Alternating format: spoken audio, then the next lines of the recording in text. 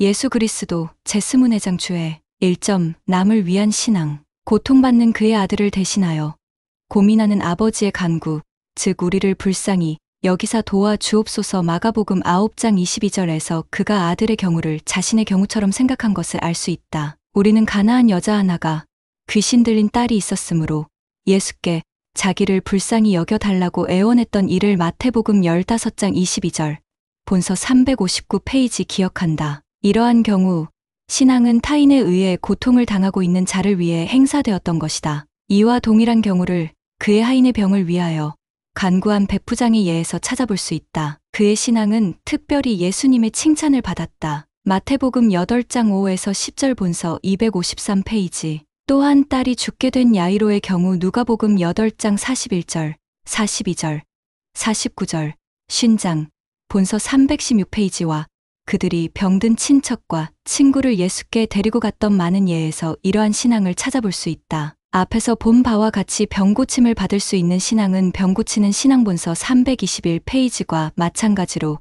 참으로 하나님의 은사인 것이다. 인용된 신뢰들이 증명하듯이 신앙이란 남을 위해서 행사될 때 더 큰 힘을 발휘하게 된다. 병자를 위한 기름 축복과 관련해서 회복된 예수 그리스도 교회에서 세워진 권능 있는 의식인 이 의식을 행할 때 장로들은 모든 참석한 자의 신앙을 격려해야 한다. 그 까닭은 이 의식이 병자를 대신해서 행하여지기 때문이다. 유아와 의식이 없는 자의 경우에는 그들이 신앙을 나타내는 것은 분명히 기대할 수 없는 일이다. 그러므로 친족과 친구의 신앙의 뒷받침이 더욱 필요하다. 2점 기도와 금식에 의하여 나타난 능력. 사도들이 물리칠 수 없었던 악한 귀신에 관해서 구세주께서 기도와 금식이 아니면 이런 유가 나가지 아니하느니라고 하신 말씀은 악마의 악과 악한 세력의 단계적 변화를 지적하신 것이며, 또 신앙에 있어서도 여러 가지 단계가 있어서 그 결과가 다양함을 가르쳐 주신 것이다. 여기서 언급한 이 경우에서 사도들이 귀신을 쫓아내는데 실패했지만 다른 경우에서는 귀신을 쫓아낸 적이 있었다. 신중하게 실시된 금식과 진정한 마음으로 드리는 기도는 선을 행할 능력을 얻을 뿐만 아니라 신앙의 발전에도 도움이 된다. 이러한 원리의 개인적인 적용은 유익할 것이다. 신앙이 약해진 적이 있는가? 죄악에 빠져서 극복하려고 노력했지만 실패한 적은 없는가? 그리스도께서 꾸짖었던 몸 안에 있는 악한 귀신과 같이 여러분의 죄도 금식과 기도를 통해서만이 쫓아낼 수 있는 그러한 유의 것일지도 모른다. 3점 신앙에는 불가능한 일이 없다. 많은 사람들은 주님께서 말씀하신 신앙으로 산을 이곳에서 저곳으로 옮길 수 있다는 진리의 말씀에 의문을 가져왔다. 신앙이 그와 같은 일을 행하기 위해서는 거기에 하나님의 뜻과 계획에 일치되는 목적이 있어야 한다. 이와 같은 기적이나 다른 기적들이 호기심의 만족이나 과시나 개인적인 이익이나 이기적인 만족을 얻기 위한 목적이라면 결코 일어나지 않을 것이다. 그리스도는 그와 같은 동기로서 기적을 일으키신 적은 없었다. 그는 단순히 표적을 구하는 자들에게 표적을 보여주기를 완강하게 거절했다. 그처럼 산을 옮기는 것이 하나님께서 인정하신 것이라면 신앙을 통해서 산을 옮길 수 있는 가능성을 부인하는 것은 이 특별한 가능성에 관한 것과 원하는 목적에 타당한 신앙을 가진 자에게 못할 것이 없으리라는 일반적인 확신에 관한 것에 대해 하신 하나님의 말씀을 부인하는 것이 된다. 그리스도 시대의 유대인들은 어려움을 극복하는 것을 산을 옮기는 것에 비유했다는 사실을 아는 것이 좋을 것이다. 라이플이나 그 외 다른 학자들에 의하면 아무리 복잡한 문제라도 해결할 수 있는 능력을 소유하고 있고 논증에 있어서 특별한 능력을 소유하고 있으며 예리한 판단 능력을 소유하고 있는 사람을 산을 뽑을 수 있는 자라고 했다. 4점 성전 헌금. 본문에 나온 헌금은 유대인들이 성전에 바치는 헌금이지 로마 정부에서 징수하는 세금이 아니라는 것이 디드라크마의 설명에서 명백해졌다. 흠정역에서는 이를 헌금이라고 번역하고 있다. 이 은전은 성소의 세겔대로 계산하면 반 세겔에 해당되는 액수였다. 이것은 20세 이상 된 모든 남자가 해마다 바치는 정액세이다. 이것은 또한 부자라고 더 내지 말고 가난한 자라고 덜 내지 말지며 출애굽기 30장 13에서 15절라고 규정되어 있다. 정치적인 세력에 의해서 징수되는 세금은 디드라크마라 불려지지 않는다. 더욱이나 베드로에게 나아간 반 세겔 받는 자들이 정부 관리의 한 사람이었다면 아마 그는 주님이 반 세겔을 바치는지 아니하는지 묻지 않고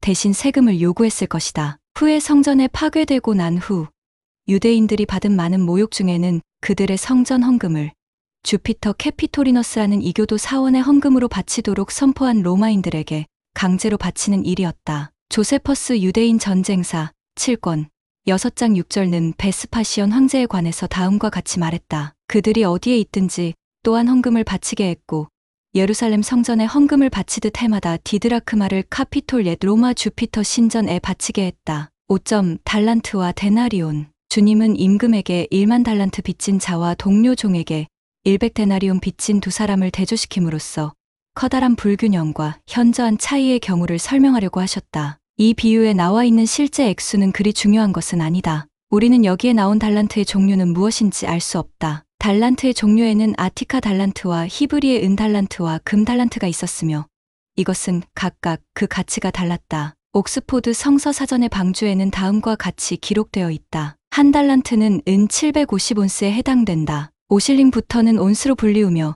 1온스는 187파운드 10실링에 해당된다. 이 1만 달란트는 미와 925만 달러에 해당된다. 또한 이 책은 데나리온 로마의 가치에 대해 설명해주고 있는데 1데나리온이 7펜스와 반페니 즉 15센트이므로 두 번째 동료 종이 빚진 금액은 미와 15달러에 해당된다. 이외에도 다른 기록에 나오는 달란트와 비교해 보아도 잘못된 것은 아닐 것이다. 트렌치는 이렇게 말했다. 이 금액을 경전에 나오는 다른 금액과 비교해 보면 이것이 얼마나 막대한 액수인가를 생생하게 알게 될 것이다. 성소의 건축 비용으로 금 29달란트가 소요되었다. 출애굽기 38장 24절. 다윗은 성전을 위해서 금 3000달란트를 예비했으며 이스라엘 모든 지파 어른이 5000달란트를 역대상 29장 4에서 7절 드렸다. 또 스바야 왕이 솔로몬 왕에게 120달란트 열왕기상 10장 10절을 바쳤는데 결국 이 나라는 극도로 공궁에 빠지게 되었으며 요시야가 죽은 후에 애굽 왕은 이들에게